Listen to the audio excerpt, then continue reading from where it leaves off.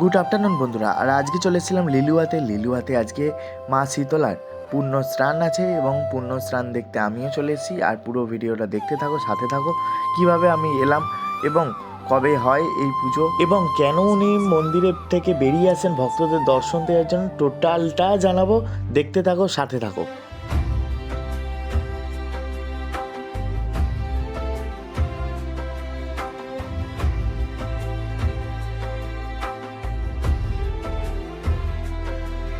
আজকে লিলুয়ায় চলে এসেছিলাম মায়ের দর্শন করতে, মা বড় মা বা মা শীতলার যে দর্শন। এবং আজকে উনি বেরিয়ে আছেন মন্দির ছেড়ে স্নানের উদ্দেশ্যে গঙ্গা বক্ষে।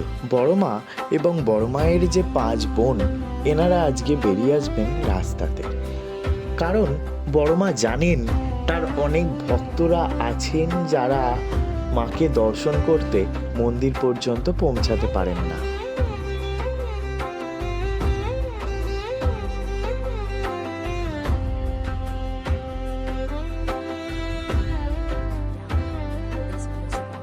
তাদেরকেই দর্শন দিতে এগিয়ে চলেছেন বড় মা এবং তার বোনেরা।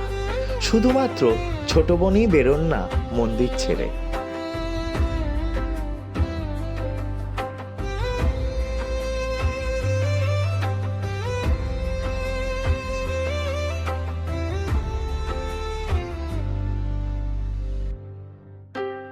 মা তার প্রত্যেক ভক্তকে আজকে দর্শন দেবে। তিনি হিন্দু হোক, মুসলিম হোক, শিখ হোক, খ্রিস্টান হোক, যাই হন না কেন, আজকে সবাই বড় মার দর্শন পাবেন। ওই কারণেই তো বলা হয় ধর্ম যার যার, বড় মা নাকি সবার।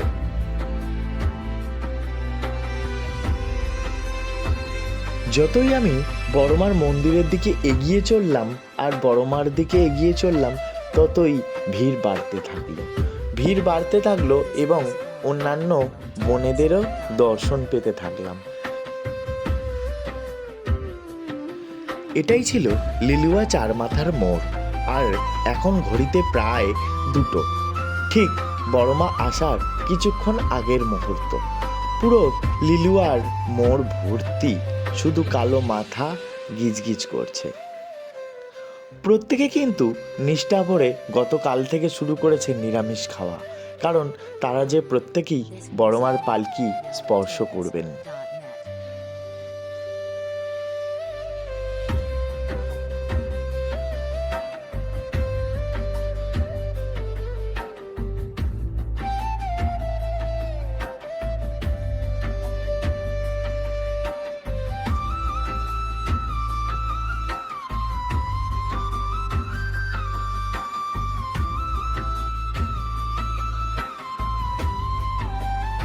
দূরেই দেখো বড়মার পালকির চূড়ার সেই ফুলের বাহার দেখা যাচ্ছে।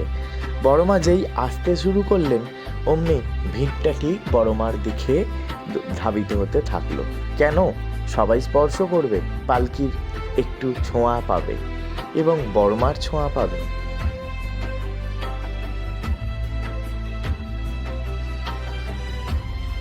আমি গেছিলাম প্রথমবারের জন্য, তাই জন্য দূর থেকেই দেখছিলাম। প্রচুর ভিড় ছিল যে, আর ছিল পুলিশ প্রশাসনের নজরকাড়া, নজিরবিহীন নিরাপত্তা। কারণ বড়মা বেরিয়েছে বলে কথা, লোকে লোকে লোকারণ্য, তাই জন্য পুলিশ প্রশাসনের দায়িত্বটাও অনেক বেশি।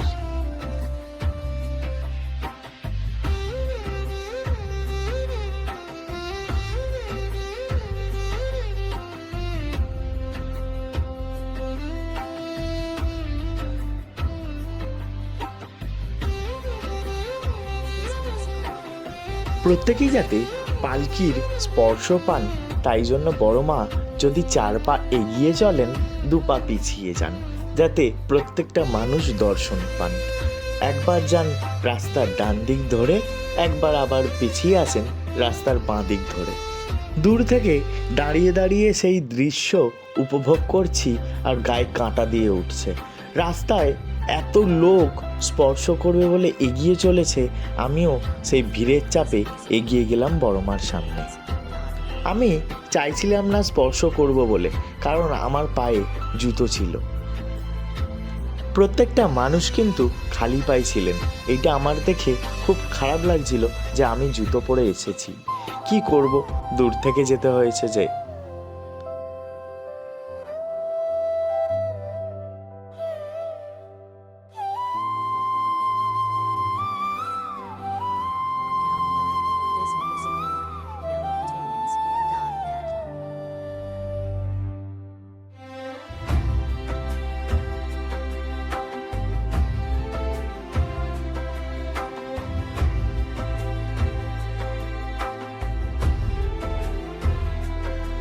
এটাই ছিল সুযোগ।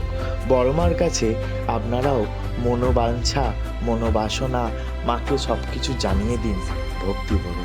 মা কিন্তু দর্শনেই আপনাদের সব মনস্কামনা পূর্ণ করবেন।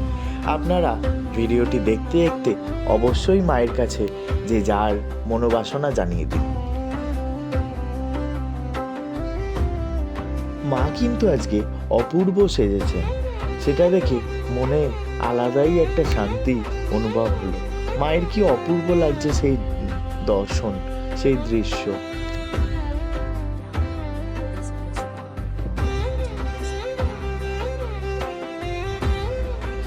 চারিদিক দিয়ে শুধু বাতাসা ফুল এসে ফোনে লাগছে। এত পরিমাণে বাতাসা ছোড়া হচ্ছে বা বাতাসার লুট হচ্ছে যে কল্পনার বাইরে। প্রত্যেকটা মানুষের হাতে জলের ঘটি যেরাম আছে, সেরাম আছে বাতাসার প্যাকেট, বাতাসার ঠোঙা। এই বাতাসা ছোড়ার একটা আলাদা বিজ্ঞানসম্মত লজিক আছে। আসলে প্রত্যেকটা মানুষ রাস্তার ধারে অপেক্ষা করছে প্রায় 2 ঘন্টা থেকে 3 ঘন্টা। সেই কারণে এই রোদ্দুর, তার উপরে গরম, সব কিছুর জন্য মানুষের যাতে শরীর খারাপ না লাগে তার জন্য প্রচুর বাতাসা ছোড়া হচ্ছে, যাতে মানুষের সুগার লেভেল বা গ্লুকোজের পরিমাণ শরীরে ঠিকঠাক থাকে।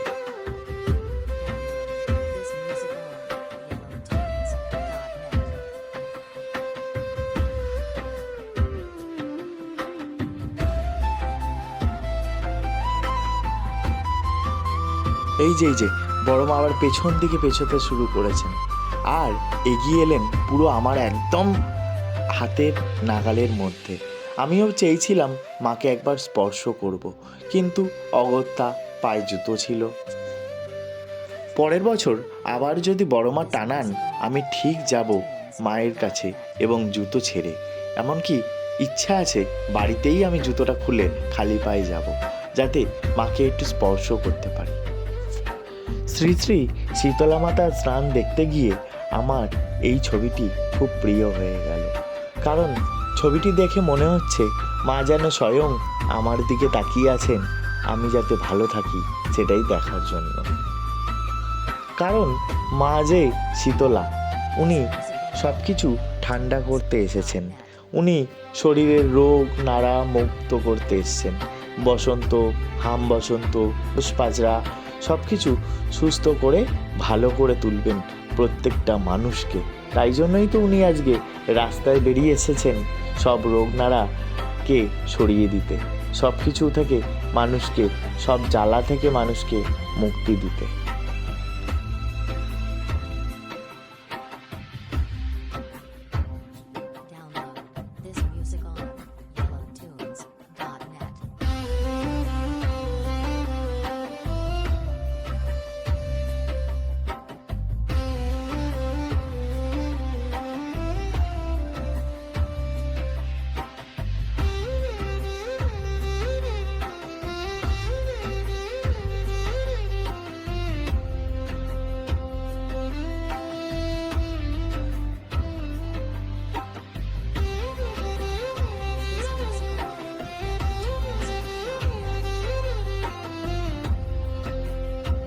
লিলুয়ায় আর একটা রীতি আছে, যেটা হচ্ছে বড়মা যখন বেরিয়ে আসেন স্নানের উদ্দেশ্যে যাওয়ার জন্য, তখন বড়মার 5 বোন এছাড়া লিলুয়ার যে 60 বা 70 জন বোনের পুজো হয়, শীতলা মাতার পুজো হয়, তারা প্রত্যেকে বড়মার দর্শন করেন এবং বড়মার পালকির সামনে গিয়ে দর্শন করে বড় বোনের সাথে সাক্ষাৎ করে এগিয়ে চলেন স্নানের উদ্দেশ্যে। তার আগে কিন্তু পুরো লিলুয়া শহর তারা ঘুরে দেখে।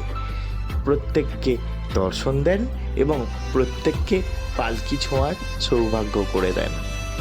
বড় মা না টানালে যে তার কাছে কেউ যেতে পারেন না, তাই জন্য আমাকেও অনেক বছর ধরে ইচ্ছা ছিল কবে যাব বড় মার কাছে। হঠাৎ করে এবছর সেই সৌভাগ্য হলো আমার।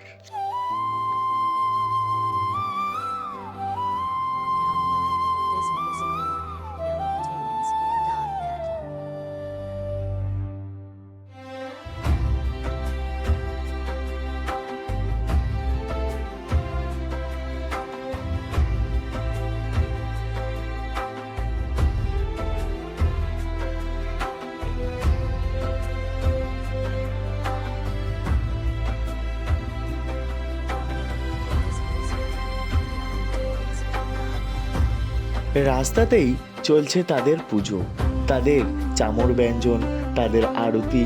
সেই সৌভাগ্য হলো আমার দেখার। অপূর্ব লাগে বড়মাকে যখন রাস্তায় পুজো করা হয় বা চামর ব্যঞ্জন করা হয়। কি অসাধারণ দেখতে বড়মাকে।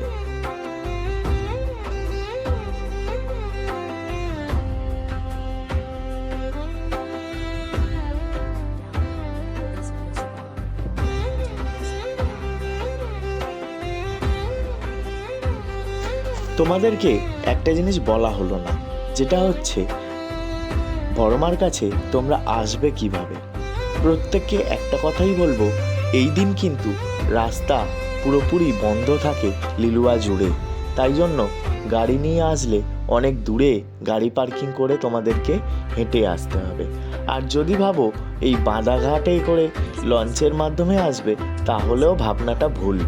কারণ বাঁধাঘাট আজকের জন্য পুরোপুরি বন্ধ রাখা হয় প্রশাসনের তরফ থেকে, ভিড় এড়ানোর জন্য এবং অপ্রীতিকর ঘটনা এড়িয়ে চলার জন্য। সবথেকে ভালো রুট হচ্ছে ট্রেন রুট। ট্রেনে করে তোমরা নেমে পড়ো লিলুয়া স্টেশনে, আর লিলুয়া থেকে পায়ে হেঁটে, স্টেশন থেকে পায়ে হেঁটে চলে যাবে এই বড়মার মন্দিরের কাছে। আর না হলে টোটো চলছে, টোটো যতদূর সম্ভব তোমাদেরকে এগিয়ে নিয়ে যাবে ভিড় পর্যন্ত, তারপরে টোটোও বন্ধ থাকে।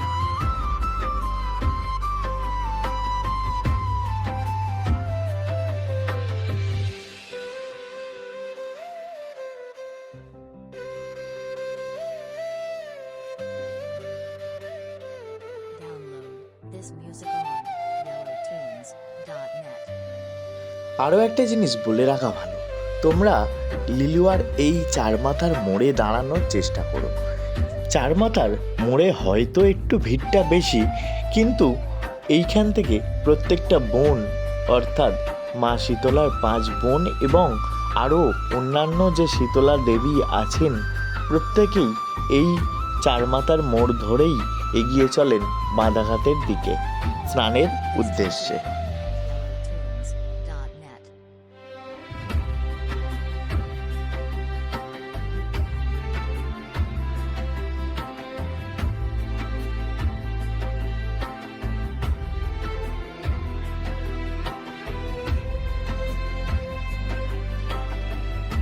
দেখতেই পাচ্ছ রাস্তায় ভিড়ের জন্য কিন্তু মায়েদের যেতেও কত বাধা বিপত্তি পেরোতে হচ্ছে। যাই হোক, মা তো মাই, প্রত্যেকটা ভক্ত বা মায়ের সন্তানরা মাকে দর্শন করবে বলেই আজকে লিলুয়াতে এসেছে। অনেকে অনেক অনেক দূর থেকে এসছেন শুধু মাকে একবার দেখবেন বলে, মাকে দেখবেন বলে দু চোখ ভরে। কারণ 364 দিন মা থাকেন মন্দিরে, মা থাকেন গর্ভগৃহের ভিতরে। আর এই একটা দিন, মাঘী পূর্ণিমার দিন, মা বেরিয়ে আসেন জনসমুদ্রে বিলীন হতে। মা বেরিয়ে আসেন ভক্ত সমাগমের মধ্যে, মা বেরিয়ে আসেন ভক্তদের আশীর্বাদ করবেন বলে। অপূর্ব সেই দৃশ্য। বারবার একই কথা বলছি, কারণ এই দৃশ্য যে ওখানে না গিয়ে দেখবেন, সে বিশ্বাসই করতে পারবেন না যে মায়ের কি মহিমা। পুরো লিলুয়াবাসী বেরিয়ে আসেন তার জন্য।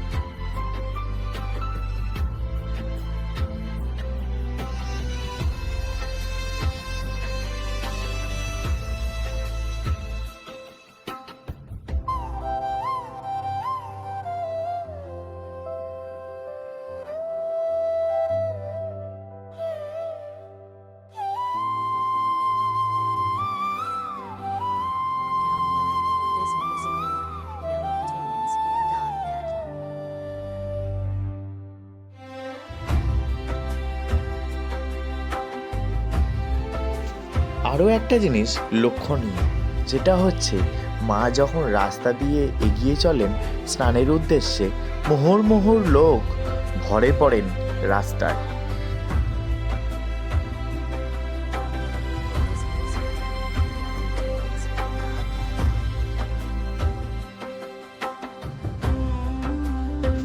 আর কিন্তু সারা লিলুয়া জুড়ে এরকম চা, জল, মিষ্টি, লজেন্স, বিস্কুট চারিদিকে যার যেরকম সামর্থ্য সে সেটা দান করছেন।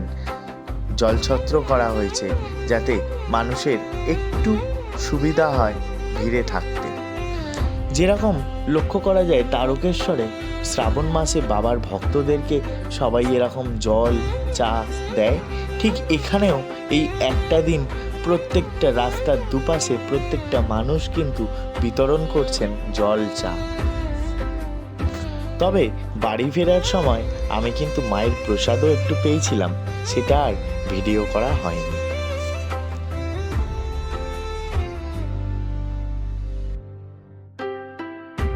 আমি অনেকক্ষণই ছিলাম চৌমাথায়।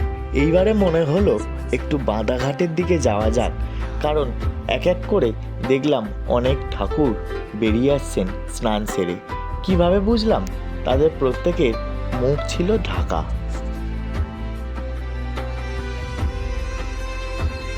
ওই যে মায়ের আরও এক বোন স্নানের উদ্দেশ্যে বাঁধাঘাটের দিকে যাচ্ছে।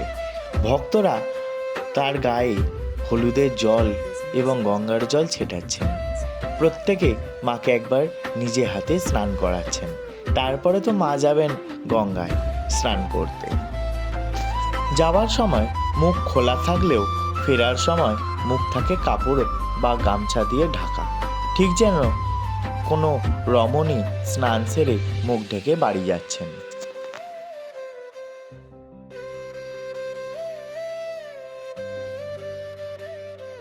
Download this music on yellowtunes.net.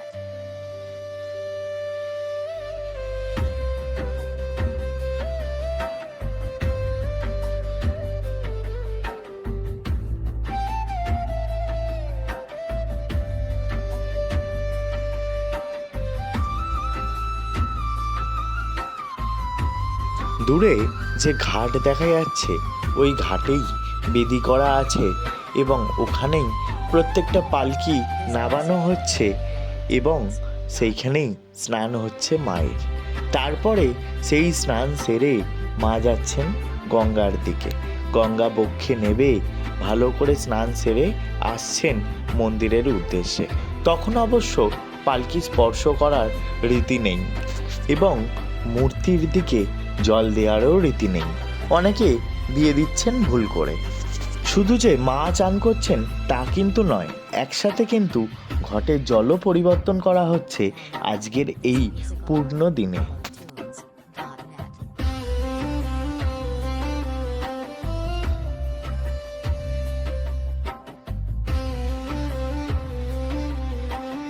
এই এত আয়োজন দেখতে দেখতে কোথা দিয়ে যে 8 ঘন্টা পেরিয়ে গেল আমি নিজেও বুঝতে পারি। হঠাৎ ঘড়ির কাঁটার দিকে তাকিয়ে দেখি 10টা 15 বাজে।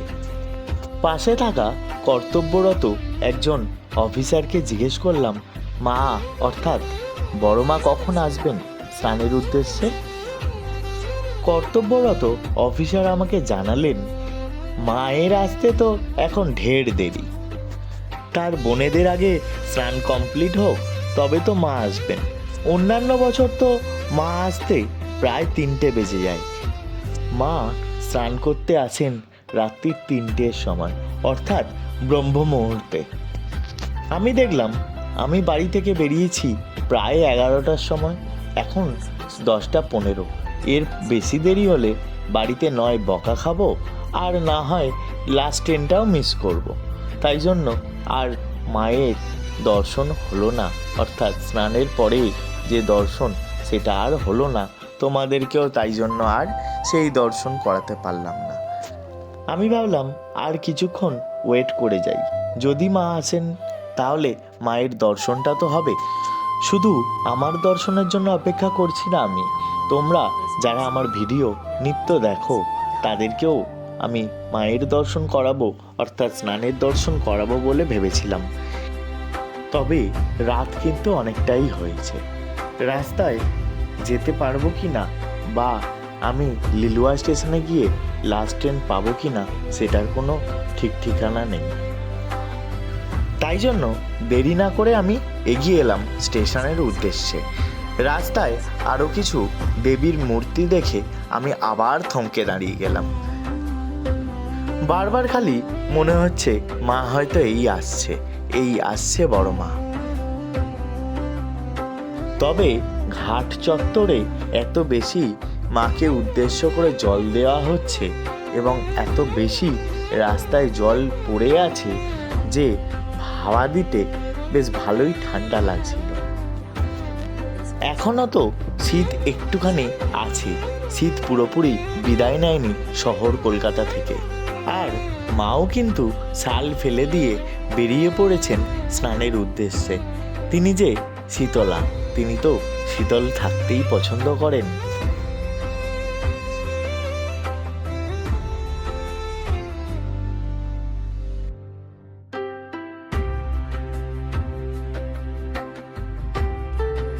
আর এত কিছু সব কিছুই তো আপনাদেরই জন্য।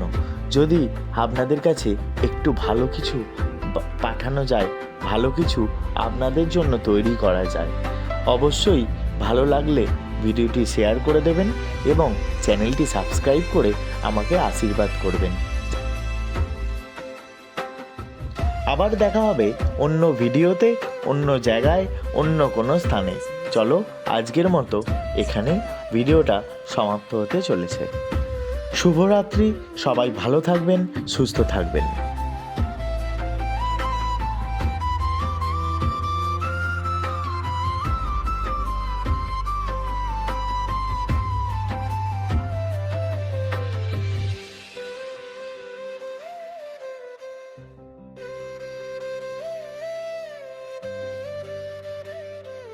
Download this music